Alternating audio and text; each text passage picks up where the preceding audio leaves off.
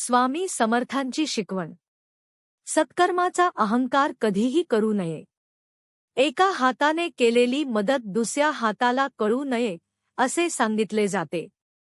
माणूस विविध प्रकारची सत्कर्म करत असतो. काही जण नेहमी सत्कर्म करत असतात आणि सन्मार्गाने जाण्याचा प्रयत्न करत असतात. मात्र काही जणांना आपण करत असलेल्या सत्कर्माचा अहंकार होता.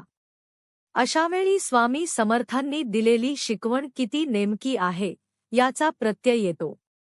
सत्कर्माचा कधीही अहंकार करू नये अशी शिकवण स्वामी समर्थ महाराजांनी दिली आहे.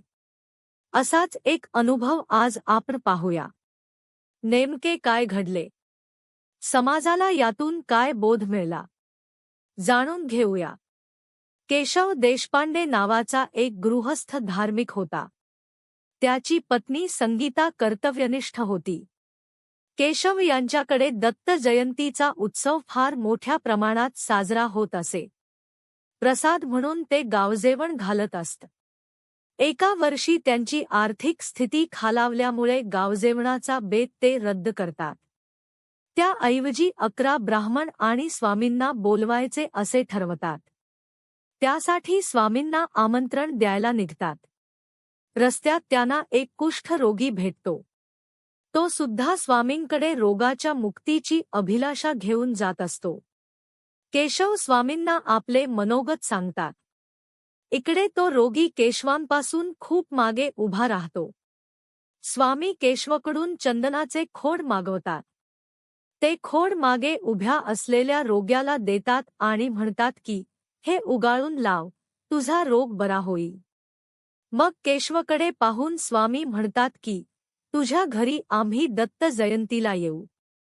केवळ 10 ब्राह्मणांना बोलव, 11वा आम्ही घेऊन येऊ.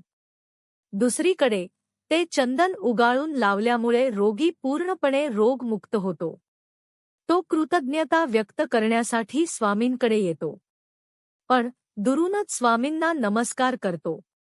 स्वामींनी जवळ बोलावल्यावर तो जात नाही. यावर स्वामी म्हणतात की, अरे तू येत नाही तर आम्हीच तुझ्याकडे येऊ. अरे, सर्व जीव परमेश्वराने निर्माण केले आहेत. त्यात भेद कशासाठी करायचा. मग केशवला संबोधून म्हणतात की, केशव हाच तुझा 11वा ब्राह्मण. केशव तयार होत नाही. मग स्वामी त्याला पटवून देतात की, मनुष्य कर्माने ब्राह्मण असतो, जन्माने नाही. होय, नाही करत शेवटी केशव तयार होतो. दत्त जयंतीच्या दिवशी स्वामी शिष्यांसह केशवकडे जातात. केशव यथासांग स्वामी पूजन करतात.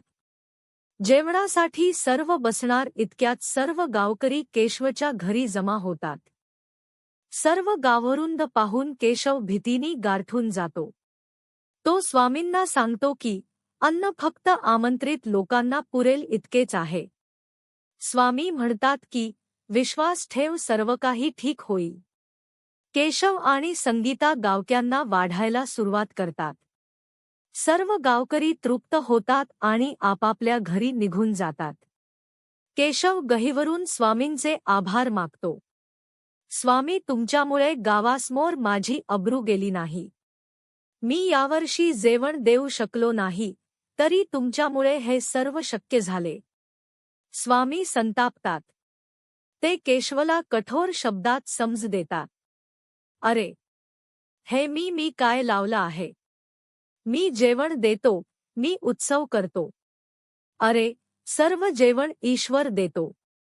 तू फक्त निमित्त मात्र आहेस. कुणालाही जे काही मिळते ते केवळ ईश्वरामुळे मिळते. देणारा माणूस फक्त निमित्त मात्र असतो. म्हणून दान, धर्म इत्यादी सत्कर्म केल्याबद्दल गर्व बाळगू नये. मनुष्याला अहंकार नसावा, फक्त समाधान असावे. या अहंकारामुळेच मनुष्य 84 लक्ष योनीत फिरत राहतो. म्हणून जीवनात मोक्ष मार्गावर चालायचे असेल तर मनुष्याने कधीही अहंकार करू नये. श्री स्वामी समर्थ.